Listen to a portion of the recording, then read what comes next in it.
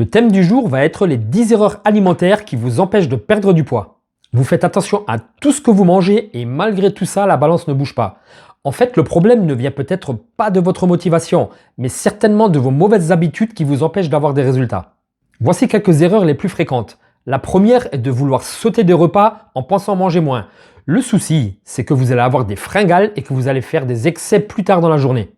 La seconde est de boire vos calories sans vous en rendre compte. Par exemple, le café sucré, les sodas, les jus de fruits, etc., etc.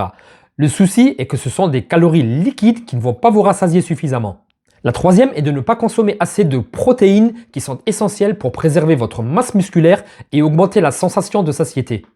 La quatrième est d'avoir peur des bonnes graisses, comme par exemple les oléagineux, l'huile d'olive ou alors les avocats, qui sont très importants pour soutenir votre système hormonal.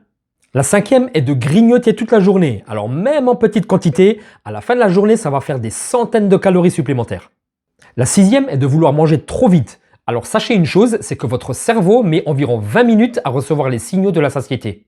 La septième est de sous-estimer les portions. Mettez juste quelques cuillères en plus et vous verrez une vraie différence.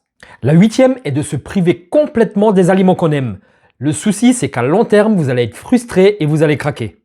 La neuvième est de dormir trop peu. Le manque de sommeil va augmenter vos envies de sucre et de gras. Et enfin la dixième qui est de vouloir chercher la perfection. Alors, si vous faites un petit écart, ça ne va pas gâcher tous vos efforts. Sachez que ce sont vos habitudes sur le long terme qui feront votre réussite. À bientôt et prenez soin de vous.